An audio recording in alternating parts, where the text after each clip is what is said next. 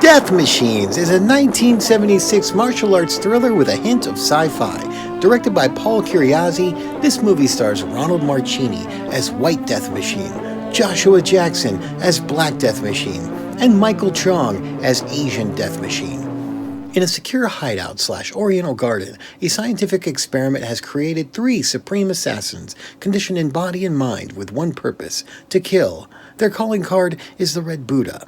The Death Machines are offered for hire to the criminal underworld and announce themselves by eliminating their competition.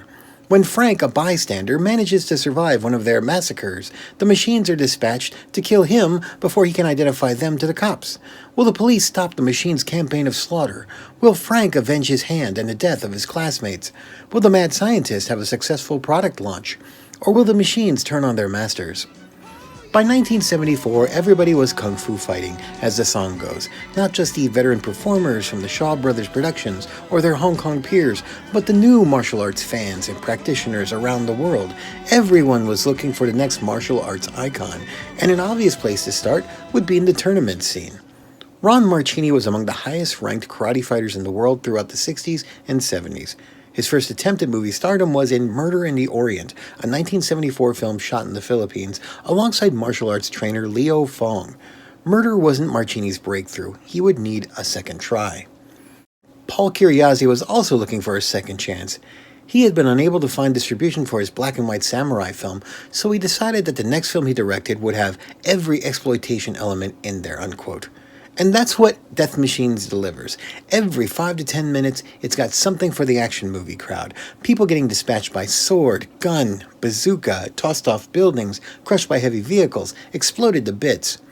Don't let the poster fool you. That's Crown International Marketing trying to sell it like a sci-fi flick. This is more of a straight-ahead action movie than any kind of proto-Terminator type.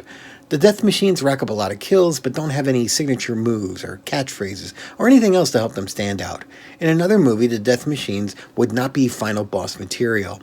They're more like the guys sent to kill the hero in the middle of the movie.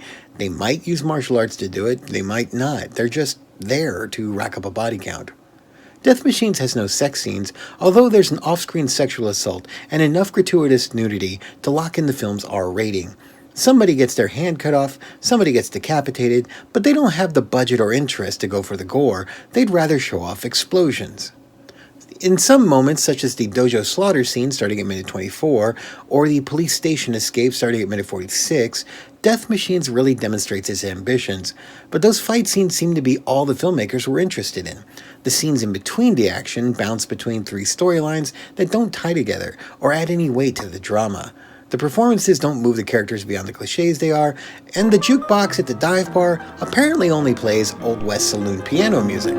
And it all comes together to make the kind of bad movie that bad movie fans like, an honest attempt by legitimate fans that aims to get the feeling right, but they keep bumping into their limitations to amusing results. These filmmakers would make better films.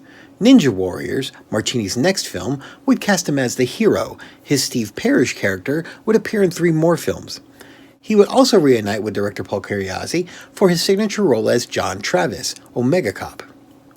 Kyriazi would direct a few other action films throughout the 80s, but found more fulfillment producing and directing Hollywood stars in audio dramas, which he would do for several decades before returning behind the camera for 2018's Forbidden Power.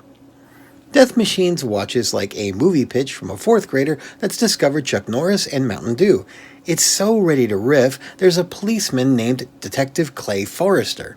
It's the kind of movie you enjoy with a beer, maybe some friends, not to take seriously, but for a couple of laughs and the occasional thrill.